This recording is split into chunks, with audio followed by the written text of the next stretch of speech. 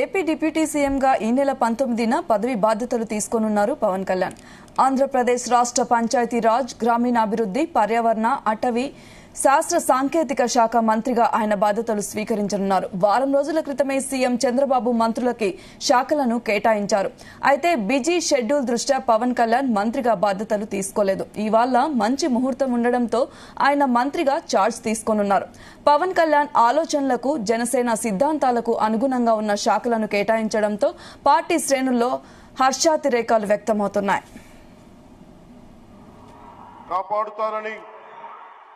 ఆంధ్రప్రదేశ్ రాష్ట్ర మంత్రిగా నా కర్తవ్యం